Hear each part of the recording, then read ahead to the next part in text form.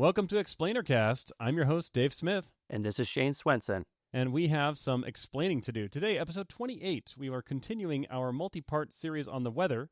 This is part 3. We're titling this one, What Goes Up Must Come Down. Indeed. About the weird dynamics of how air that gets lifted up must then come down. Yeah, there's the basic idea in any closed system is you have to have essentially an opposite to everything that happens to restore equilibrium. And so specifically today, what I was thinking would be cool to talk about is what happens to air when it's lifted up and then later comes down. And of course, we experience other things that go up and down in the weather, such as water in the form of rain or snow or hail. But the air itself... Or hurricanes. Yeah. And last time we talked about hurricanes, which essentially are driven by rising air, and that air rising causing a low pressure area that pulls new air in from the sides. And we talked about how that air coming in from the sides would start to spin and rotate, and also how the rising air using the moisture that was in the air, and when that evaporated moisture would condense, it would then cause it to rise faster. And so we really focused on the updraft side of the weather system in hurricanes. And so now we're going to talk about usually air that has not risen quite so violently, but is still like fundamentally been lifted up through a couple different means. And then what happens when that air gets ready to come back down and let gravity take its toll. Yes, and some crazy things happen. Yep, exactly. So Dave, you and I both live in a valley surrounded by mountains, and we've actually experienced some of these. And that's part of why I got interested in this, is some of those surprising experiences. And I'll tell you one example. It was a few years ago, and we were out in our yard in the evening, and it was a pretty calm day. And then almost out of nowhere, this huge gust of wind, it felt like it was probably 20 miles an hour or more, just came blowing through the park behind our house and just like sent us inside, because it was just ripping through. There was trash flying in it. There was dust and debris. And it went from like this perfectly calm evening to like extremely windy very quickly. And the next day, I actually went and looked at what had happened. And it turns out that wind event had been initiated over 200 miles away by a huge thunderstorm. I thought you were going to say a butterfly flapping its wings. Well, okay. And then 2,000 miles away, there was a butterfly that flapped its wings that caused the thunderstorm. So yes, in a way. So yeah, I think given just how dramatic this can be, it's interesting to look at some of the specifics.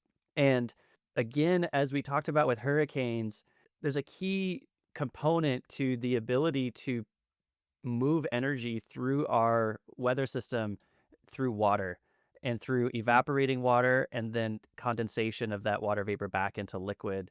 And so the events we're going to talk about all originate when moist air first rises. Usually the sun heats the surface of the earth, which heats the air around it, and then causes that air to expand because it increases in pressure because it got warmer. And now that expanded air is less dense, it becomes buoyant, and it goes up. And we've talked about this in the last couple episodes. This is how thermals form, which cause cumulus clouds to form. It's how thunderstorms or rainstorms often form. And it also is a component of how hurricanes get their energy. So once you have that moist air rising up and then condensing, the moisture is condensing into liquid water, that releases the energy associated with the phase change from gas to liquid. And as we talked about before, that causes this air usually to rise further. And as that air is rising, especially now that it's warmer than the air around it, some of the heat in that air is being dissipated in the surrounding air, the cooler air around it.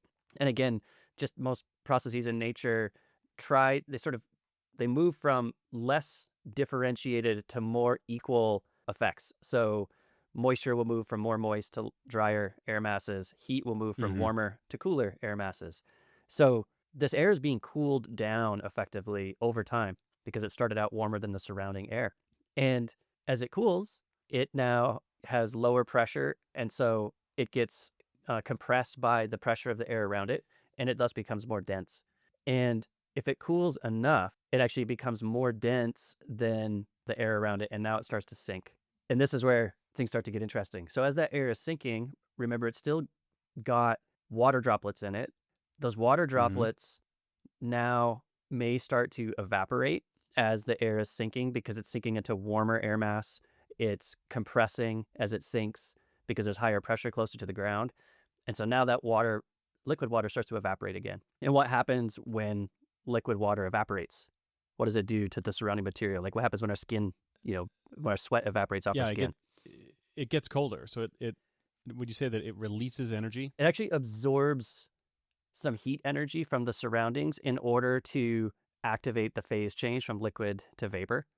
So okay, so the surrounding area becomes colder. That's right. Yep. Yeah, so like our skin, when our sweat evaporates, becomes colder. The air, in the case of these water droplets in the water itself, becomes colder as water is evaporating. So now you have air that was already denser than the surrounding air and starting to sink, and now it just got colder. And because it got colder, it has lower pressure, which means the air around it squeezes it tighter. It increases in density. It starts to sink faster. And it can actually accelerate pretty dramatically. The smallest form of this is something called a microburst, where inside, say, a thunderstorm, a relatively small amount of very cool air is descending very rapidly. And especially in a desert climate where the relative humidity is quite low, the air is quite dry, most of that moisture ends up evaporating instead of falling as rain to the ground. In fact, it may all evaporate, and it may not even rain, but you may just see like these kind of feathers of moisture or cloud like falling out of the cloud, but they actually disappear before they hit the ground. And that's often indicative of what's going to happen next, which is that air has been dramatically cooled, which means it's going to sink very fast. I think the downdraft speeds in these cases can be over 100 miles per hour in the extreme case. Wow. So straight down. Exactly. Because it's powered by gravity. It's just being pulled by gravity straight down. So now you've got air falling at up to 100 miles an hour, which is like just kind of shocking if you even think about what that looks like. And, imagine like flying a plane through it or something. It would be a very bad day. Oh, yeah. I mean, I would say like a lot of, especially small airplanes, they probably can't climb at a vertical ascent rate of 100 miles per hour. Yeah, you can't cope with it. If you got hit by one of these in a small craft, and maybe even a large one, it's going to be a really bad day. I guess your only hope is that you get through the other side of it soon enough that it doesn't take you all the way to the ground. Exactly. Yeah. And I would expect that if you were to look it up, that definitely like planes have crashed due to this phenomenon if they were in the wrong place at the wrong time. This is why you don't fly under these weird-looking cloud feathery things, and especially in dry climates. Well, because it can actually go badly in two ways. Like you can get caught in an updraft that is climbing faster than you're capable of descending, and you can get pulled up into the stratosphere. Oh my gosh! Where you like turn to ice and can't asphyxiate. Yeah, don't have enough oxygen to keep yourself conscious, or you go find the other side of this, the downdraft, and it's going to take you down to the ground faster than you could climb out. So flying in and around thunderstorms can be extremely dangerous, and yes, not really something I recommend. And not to mention lightning and whatever else. Right. So you have this, in this case, we're talking about a relatively small column of very fast descending air, and essentially that air falls until it hits something. And that something is the ground in this case. And so do you know what happens when that column of air just smacks into the ground? Well, it doesn't tend to burrow a hole into the ground, so it's got to spread out instead. Exactly. Yeah. Yeah, so think of like if you were to I think of like pouring water out of a pitcher onto like a table or a plate or a hard surface. It hits, and essentially it spreads out in all horizontal directions, like spreads out in sort of a growing circle. Yeah. And this is exactly what these air masses do. Like they fall straight down, they hit the ground as like almost like think of like a hose of water pointed straight down, and then they spread out, and they carry a lot of that momentum as wind speed into the horizontal direction outward from the location of this microburst or downburst.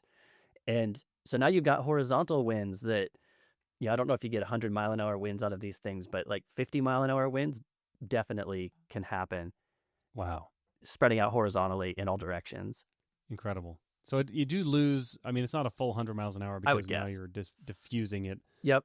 But it does create a ton of wind. Absolutely. And the further this travels, you're spreading out over kind of a circular or a curved front. Like this gets this is called a gust front when it's moving out horizontally.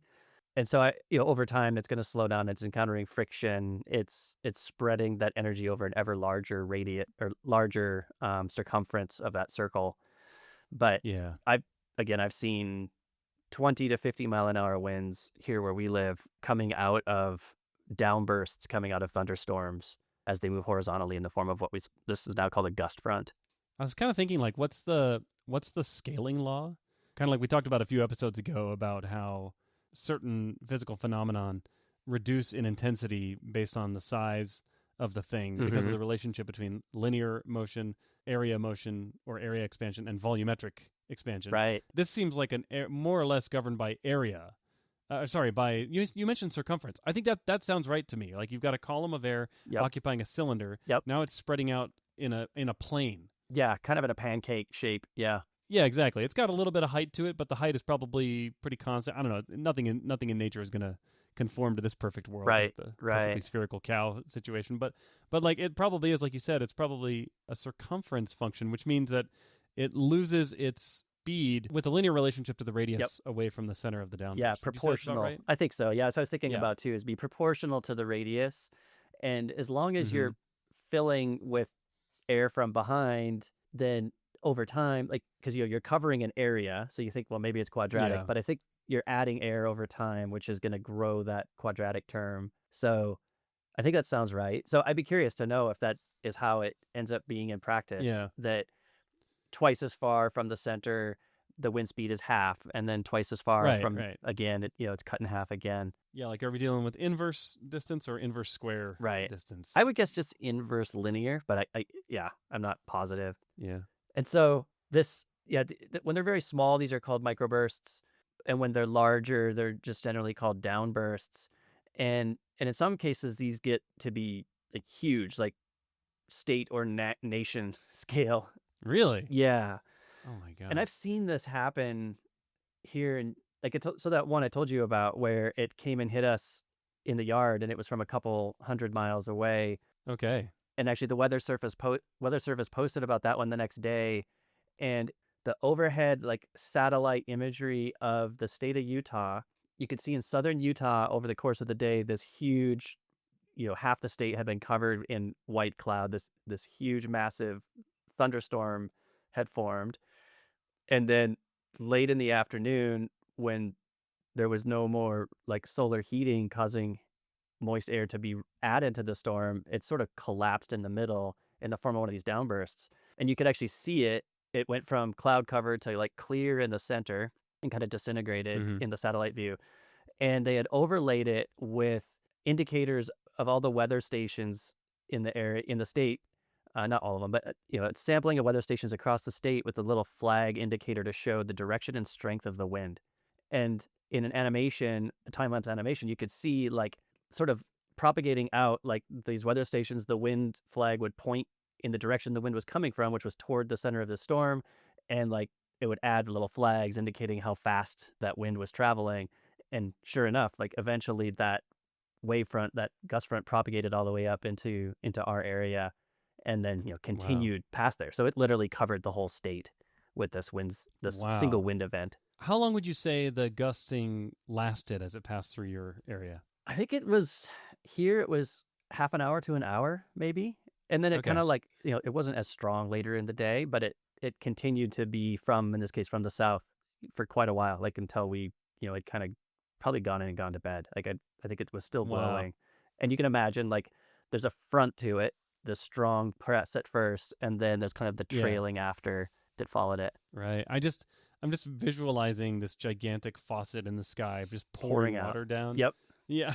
And it poured for hours. It's not like it was just one splash and then you were done. Yeah. And I think like the residual momentum in the air, like even if you stop adding to it, there's just like this kind of, that's the direction the air is moving and it kind of keeps going for a while and probably kind of pulls in trains is one of the terms, like where you pull surrounding matter into a flow. And so it might have pulled some additional air in, even that didn't originate in that initial downdraft. Very interesting. And so maybe this is a dry climate thing, like you're saying. And of course, our climate here is very dry. We're in a high desert. Yep. But I had never, until I lived here, I'd never heard of this concept of a microburst. But pretty soon after moving here, I had friends telling me like, oh yeah, microbursts happen, and there's like particular areas of the valley that are more susceptible to them, and they'll take out fences. Yep. Like they're strong enough. Yeah, and especially when they're combined with maybe the shape of the terrain sort of funnels the air down a certain path and maybe provides a natural downslope for that air to traverse. Yeah. You get more, maybe that wind speed is preserved for longer, and so you can get hit by these 50 to 80 mile an hour winds. I have seen, now that I think about it, I've sometimes when one of these big events happens, you can go check some of the weather, the weather sensors later and see like what was the max wind speed they recorded. And I've seen it, say 80 plus miles an hour after an event like this. And, that's when trucks on the freeway get tipped over by the wind and fences get ripped out and trampolines end up in other people's yards and things like that. Yeah, of course. That's the classic one. Yeah. Flying trampolines. Exactly. The locals have told me that this phenomenon seems to happen more closer to the mouth of canyons. And I wonder if the shape of the canyon helps to concentrate what otherwise would be a strong effect, but not strong enough to take out a fence. Yep. But then it comes down the canyon and then just like somehow gets concentrated and accelerated. I think that makes sense because, my first description of this kind of assumed like a nice flat surface where it's spreading out in all directions. But yeah, if you fall like into a mountain canyon, essentially the air is going to follow roughly the river channel in the bottom of that canyon. And so now instead of spreading out and diminishing in velocity proportional to distance traveled, it may retain most of that momentum and velocity down the canyon. And maybe it even accelerates because you took air that had fallen over a certain number of square miles and you concentrate it into a relatively narrow stream, which will actually cause it to accelerate due to the Venturi effect. Yeah, and that stream is going downhill. Yep, it's still net downhill, so it's literally like this mass of dense air like flowing like a river would down the bottoms of these canyons. So you could imagine a very adversarial placement of the downburst. Yep. Near the top of one of these canyons could be probably like taking that. Oh, you know what I was kind of thinking of a good metaphor there is like it translates the vertical motion into horizontal motion a little bit more efficiently, because it channels it and then also allows it to maintain some of its downward component. Exactly. Yeah, and I think when you combine those two factors, that probably explains most of why they're so potent and so destructive, specifically on either the slopes of the mountains or at the canyon outlets. Yeah, it makes sense. I've seen this happen in real time once we were up in the mountains overlooking the Salt Lake Valley and overlooking the Great Salt Lake. And we were hoping to fly our paragliders, and it turns out wisely decided not to because there were these big thunderstorms out over the Great Salt Lake. And as we sat and we watched and we waited, the thunderstorms did eventually have this happen where the microburst or a downburst fell out of them. And in that case, it was over kind of a dry, low vegetation area. And so as that hit and spread out, it actually kicked up a cloud of dust. And so you could literally see it moving across the valley via this line of dust that was getting lifted up by it. And so you could see how fast it was propagating. And, clearly see we didn't want to be there flying our paragliders because trying to land in that probably 40 mile an hour wind would have been deadly. And actually, now that I'm thinking about it, by the time we actually drove back down to the valley and drove home, I'm sure it was 1 to 2 hours later than the start of that event. And the wind was still blowing. It was dusty in the valley and the wind was still blowing in the prevailing direction from that. So it did linger quite a while. What would have happened to you if you'd been in that? Yeah, we actually talked about it. Your best hope would have been to stay above it because, again, it's dense air. And once it's hit the valley or hit the ground, it tends to stay pretty low. Think of it almost like a snowplow, kind of like it's like it goes underneath the static air mass and kind of lifts the air up a little bit and just like tunnels underneath. Okay. And so up above, you still had like thermals and rising air left over from kind of the prior conditions. And so we talked about like your best hope would actually be to try to stay as high as possible, as long as possible, to let it dissipate before you were forced to land. I would imagine that it would also generate a little bit of suction because of the Bernoulli principle with the motion, the air in motion down there would probably eventually try to pull you down into it. Yeah, it might. And again, if you were close to the boundary, it's going to be really bad. If you're like well above it, then again, I don't think it's a good strategy to try to fly a glider in those conditions where you don't have a way to keep yourself up. We mentioned that it would be pretty bad to fly a commercial airplane, or not to mention a small aircraft. And I did pull up a list of flight accidents that have happened due to downbursts. Okay. And it's not a short list. There's probably about 20 that are documented on Wikipedia Oh, man. in the last 50 years, and most recent couple happened in 2018. These are only the ones with fatalities. Mm-hmm. And so it does happen. In fact, there was a fatal crash in, let's see, I think the most recent US-based one was actually quite a while ago. It was in 1994. Yeah, it looks like that's about right, where there was a fatality. But the Goodyear blimp also Really? had this happen. Oh, no. Can you imagine like a worse aircraft to be in? A blimp or a balloon seems right, like, worse than a paraglider, honestly. Yeah, exactly. Oh, man. 2005, so caught in a strong thunderstorm. Wow. You're helpless. Yeah, oh yeah, you're in trouble. And I wonder if, I mean, just as weather radar and real-time alerts have become more available, like this is more avoidable maybe than it used to be, because we know how it happens, and if you have the right indicators and you're paying attention, it's usually you can see this coming. And so, for example, in paragliders, we love lift, we love rising air, but when it overdevelops into thunderstorms, especially out here in the desert, you do have to be very wary of downbursts and the associated outflow. And you mentioned the desert. You know, part of the reason this is a desert type phenomenon is that in a high humidity climate, the rain's going to fall back down as rain. But in a low humidity climate like ours, as that rain is falling, it's evaporating. And it's that evaporation that cools the surrounding air and accelerates it. In the extreme cases, when it has fully evaporated and no rain hits the ground, just cold air, coming down at a high rate. And that's much more in the desert due to the low humidity than it is in a more humid climate. Very, very interesting. And so one extreme version of this is something that happens in very dry deserts called a haboob. And it's this at a large scale where you have maybe a large thunderstorm. Again, the air maybe is mostly dry by the time it hits the ground, like most of the water's evaporated, or maybe there's rain in the center, but a lot of falling air over a large area, high speed, and then it spreads out in every direction. And if it's a dusty desert area, it's like, you think of this like, again, this kind of like ram of low, fast moving air across the ground. It's picking up dust, and it sort of like scoops it almost like over itself. Yeah.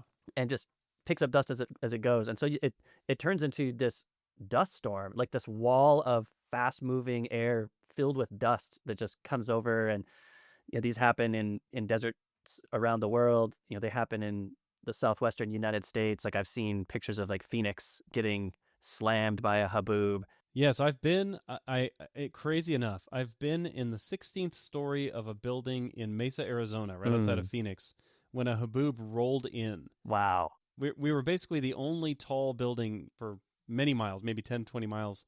And so I just got this front row seat to this gigantic haboob. And I'm kid you not, I'm looking at this thing and I'm looking around at all my coworkers and I'm like, are we going to die? No like kidding. This looks like a sci-fi event, like literally I've only seen this kind of wild thing on the big screen. I mean, you can look up pictures on the internet, but it looks like, I don't know, take like 1,000-foot tall brown wall of dust that's just like rolling in. And it's a very distinct start point. It's not like, oh, the dust is picking up. No, it's like you have perfectly clear skies and then boom, solid brown dust wall just rolling in. You can see it moving. Yeah, that is crazy. And it's probably, I don't know, it's like, the one I saw was probably like 100 miles wide. Yep. Too, so it wasn't just like this little dust devil rolling into town. Yeah. It was like the entire horizon is covered with this thing. Yeah, that's crazy. And do you remember how long that lasted? Well, so this rolled in. I mean, we saw it coming hours before it hit town. So we knew it was on the way. Yeah. And I just stayed in the office the whole time. And then I want to say the kind of the dust front, if that's a word. It is now. Probably within an hour or so had dissipated to the point that we felt like we could walk outside and not just be like completely covered in dirt. Oh, man. Yeah, and they just look so foreboding as that's coming in. Like the photography is unreal. Crazy. Yeah, it is so wild. I literally thought, I'm like, this must be like an apocalyptic once-in-a-lifetime event. No, turns out. But the locals were like, nah, this happens a few times. It was like a certain time of year. I can't remember what time of year it was. Yeah. But they were like, yeah, I mean, I could picture it being like a monsoonal summer, like a late summer phenomenon when you get moist air, like in that part of the country, moist air coming from the ocean. That then again, you get these afternoon Yeah. thunderstorms, and if they get big enough and it's dry enough, except for the moisture that formed the storm, then it can turn into this type of outflow. That was my recollection, is what they said. They were like, yeah, this is kind of monsoon season. Yeah. I'm like, wow, you people live here? This is crazy. Like, honestly, I mean, just add this to the list of reasons not to live here. It's already should be impossible. Yeah, exactly. But this just is like one more thing on the list. Yeah, just in case you've forgotten how inhospitable it is, this is nature's reminder of the day. Little reminder. Yeah. No one should live here. I love imagining the idea of some explorer hitting Arizona for the first time. Some, not to say there haven't been people living or passing through Arizona for tens of thousands of years, but Yep. I can picture in my mind some European trapper or mapping cartographer explorer coming through and then seeing this thing coming and being like, "Oh my gosh." Yeah, like they've never heard of anything like this. Seriously. Yeah, and it almost looks alive because you kind of have like this turbulent edge. I mean, there's a definitive edge, but it's not like just smooth and calm. There's all this like churn happening in it as well as it kind of boils towards you. Yeah, that's a good way to describe it. Okay, so let's talk about another kind of related concept. And this is one I don't know that I've explicitly experienced, but it's possible that I have. It's kind of like what we've been talking about in like a self-perpetuating model. And this is something called a derecho. This essentially is where the simplest way I can describe it is you have a thunderstorm that has a downburst that kicks out a gust front. The gust front sort of drives this cold, fast-moving air underneath the warm, moist air in front of it, which lifts up that warm, moist air, which then forms into another thunderstorm and then has its own downburst, which kicks out another gust front, which lifts up moist air to form another thunderstorm. And like this pattern repeats in like a linear fashion. Like these things basically move in a line. Again, I've seen maps showing where these have happened, like where they've gone from like Texas to Chicago, like just, all the way up the United States over the course of a few hours. I've never heard of this thing. This is crazy. So it's essentially a self-sustaining thunderstorm with the downdraft that just keeps going? Yeah, basically. Where it's like one kicks off another. So it's a little bit like Conway's Game of Life, one of these like the conditions, one of these entities, one storm, forms the stimulus for the next one to form, which then creates the stimulus for the next one to form. So like bang, bang, bang, bang, bang, one after another. And so the atmospheric conditions have to be just right. You have to have enough humidity that it can form a storm, but it sort of hasn't kicked off yet. And then this outflow from the downburst from one storm provides that initial lift, which then enables a cycle, because you lift up some moist air, that moisture condenses, which releases the heat of condensation, the latent heat of condensation, which then causes that air to lift up higher, which eventually causes it to sort of get too high and cool down, and then it drops back down and then forms that outflow, which then kicks off the cycle on the next one. And so these things, like I said, can roll across a continent in an afternoon and evening effectively. What? That's crazy. Yeah. Oh man.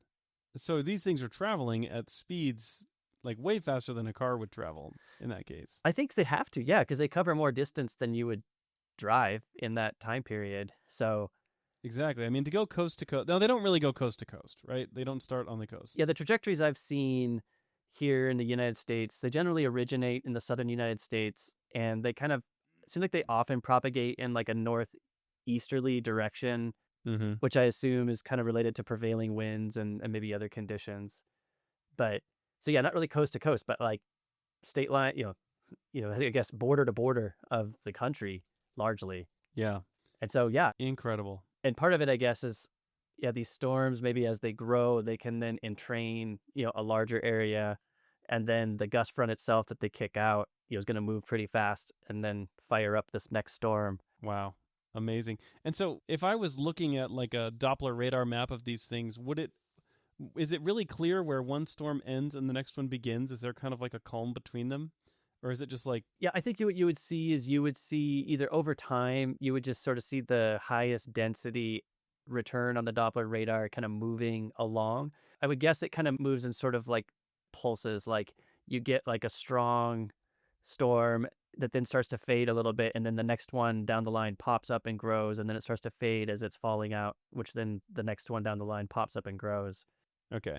And each one's probably Wow. moving, but I suspect the propagation of one to the next is moving faster. It's pushing ahead, forging ahead faster than the actual like individual air movement associated with each of these storms in terms of the movement of their center. And these things happen like, is this like a multiple times per year phenomenon? I don't know how often derechos happen, like if they happen once every couple years or potentially a couple times in the summer. And it might depend on the extent, like the size that you use as a threshold to declare like the line between like normal storms and special ones like this. So my guess is they're not super frequent, like more like once every couple years in terms of like a really, really crazy one. I just pulled up a list of what Wikipedia calls derecho events, and it looks like you're right. It's like sometimes you'll get 2 in a year. Most years have 1. Sometimes you get a few. Yeah. Very interesting. And they are multi-day events a lot of times. Oh, okay. Not every time. They can go for days. That's crazy. Yeah, one like the most recent one that happened in June of this year, it ran from June 19th to June 22nd. Oh, wow. And I think it spawned off little tornadoes too. So it's like mega derecho. Just everything but going on. Most of them are not. Most of them are single-day events with the occasional 2-day event. That one was a strange one. Yeah, that's wild. To just I guess went day and night. Really crazy with the Conway's Game of Life on that one. Oh man. And I think to the observer in one location, it's just like, oh wow, there's a lot of thunderstorms today, and it's really because we have this integrated view of continental scale weather that we can piece together, that one caused the other and created this perpetuation over distance. Mm-hmm. So this one, the one that happened this year, looks like it ended up hitting North Dakota pretty hard. Oh, interesting. Which I think is unusual. Anyway, just wild. And and look at this. I've got a picture up of the derecho timing, and sure enough, just like you were describing, the Doppler radar view over the top, you can see a storm front that forms, with like the red in the center and the green around the periphery. Yep. And then there really is a pretty much a blank area between it and the next one. And then there's 1, 2, 3, 4, 5, 6, 7, 8, 9, 10, 11 of these things in a row. Whoa. The first one is actually really little. It's probably like 1/5 the size of the final one. Uh-huh. And this is over the course of a 12-hour period starting in North Dakota and ending in Michigan, it looks like. Okay. So this thing it's just crazy. And they are discrete. That's what's really interesting to me. Like this picture, it really is just like one forms and then dissipates and then the next one pops up. Yeah. Like miles and miles beyond where the last one ended. Yeah, with the coupling over the distance due to the gust front from one to the next area. Yeah. It kind of makes sense maybe like you have to get sort of far enough away that there's a fresh, moist air mass that's ready to lift up and form a big storm. Now, you said the first one was smaller. Is that because this is a snapshot in time and it had shrunk due to kind of dissipating its energy? Or do you think it actually was smaller at its peak as well? I think it actually was a smaller total event. And the next one it spawned got bigger, and the next one got bigger, and the next one got bigger, and then eventually, I don't know what actually killed it. It seems like a runaway chain reaction, but I just sent you over a picture, but you can see it's an overlay of 12 different hours of Doppler radar snapshots on the same map. So you can kind of see where each one formed. They took about 2 hours between each derechos, like each storm. Yeah. And they actually got closer in time later on. Yep. So the first couple were like 2 hours apart. The first maybe 4 of them were. And then they started spawning every hour, and they spawned closer to each other. Yeah, so it looks like, it kind of picked up energy. Because, the first one would have been formed just through, like, solar heating. And then it contributed enough energy that the next one was considerably bigger, which then contributed yet more energy in the form of outflowing wind to the next one, which, you can sort of see it took about 4 of them before it kind of reached its sort of peak size and then maintained that size for quite a few of the subsequent storms. Yeah. I wonder if it ended when it like hit Great Lakes or something. That it does look like that. It's like around that area. Yeah. Which is so funny because it's like it's the anti-hurricane, Yeah. Yeah, the wet they blanket. Die over water. Yeah. Well, especially the lakes are relatively cool. And so Oh yeah, that's probably has more to do with temperature than moisture level. Yeah, that's wild.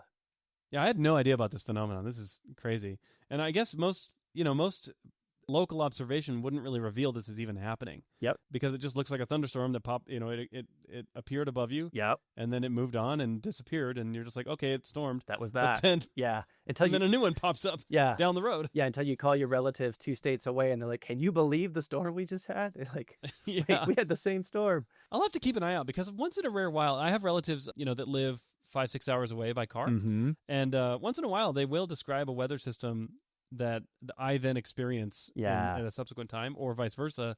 And I will have to check out and see if we're dealing with this derecho phenomenon. Right. Yeah. Was it just one big swirly storm, or was it this, or was it just the correlated but not causal? The whole atmosphere in the area was ready for thunderstorms today, and the sun heated the ground, and it happened, or was it actually one of these propagation events? Exactly.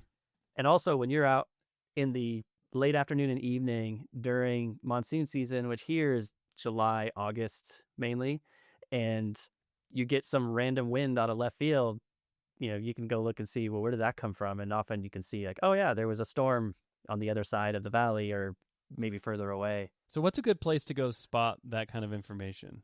So I usually just go to the National Weather Service websites and look at the radar loops or the satellite loops.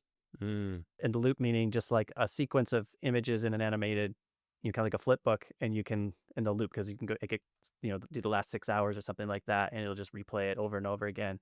There are also sensor networks throughout the world, but especially in the United States, where you've just got individual weather stations and they're measuring temperature and often wind speed and wind direction, and you can find maps of those. The one I use is called Mesonet, and when you get that map, you can then see currently what the wind is doing. And sometimes in these extreme events, the meteorologists will actually blog about it, and then they'll sometimes have image captures from those types of sensor networks, showing exactly what had happened in real time, similar to what you're looking at with this picture of this composite of all these radar returns on this derecho event. Wow. Well, incredible. Yeah, crazy. And part of what I like about it is it seems so arbitrary, just oh, it's windy.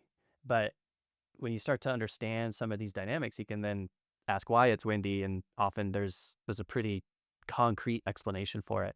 Yeah, very cool. A couple other things. So we were talking about if you have the misfortune to be flying in one of these events, but there are other ways in which this is legitimately dangerous weather. And one of them is if you're boating, a gust front can hit the water and overtake a boat and, either create high seas, big waves, on a big lake, like Lake Powell or the Great Lakes or the ocean, and can even cause boats to capsize.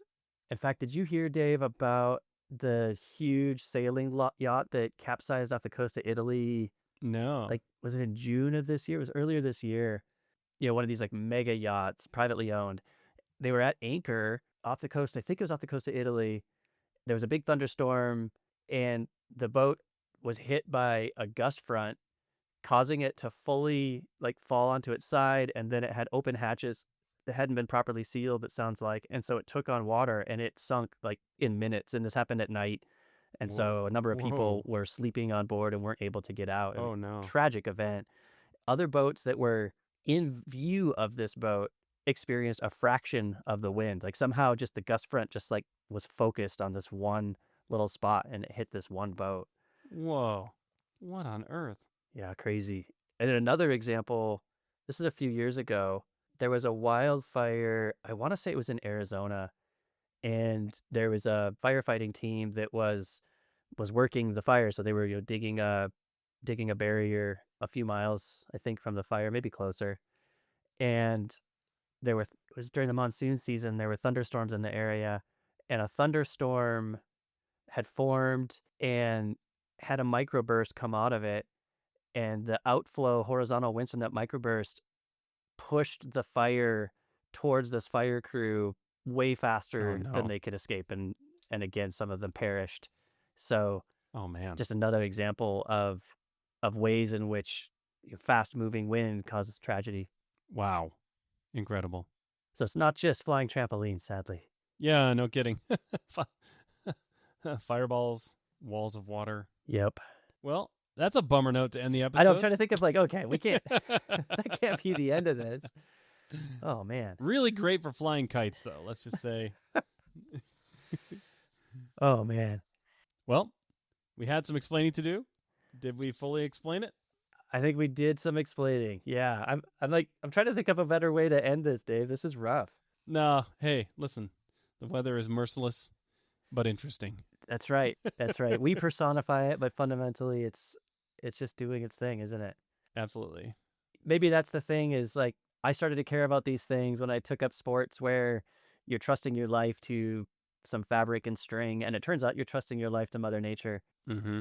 It's worth being aware, like in the desert, when you see a big thunderstorm, like, yeah, be thoughtful if you're flying a kite or driving a semi on the freeway. Like, pay attention because Yeah, it can hit hard if it comes down fast. absolutely. Well, there you go. Stay away from downdrafts, downbursts, microbursts. Yes, exactly. Give them their Learn what to due look for. respect. Yeah. Or just go move. So look, you kind of have two options in the U.S. You can either live where there are deadly downbursts Yep. that come from thunderstorms in the Yep. dry climates, or you can live where there are deadly hurricanes in the wet climates. You get to choose, right? Like, Yeah. at least you have options. Yeah. And maybe there's some like very weather boring part of the country where none of this happens, but yeah, I'm not aware of it. You kind of have to choose. All right. Well, thanks, Shane. Another fantastic episode. All right, Dave. Thanks a lot.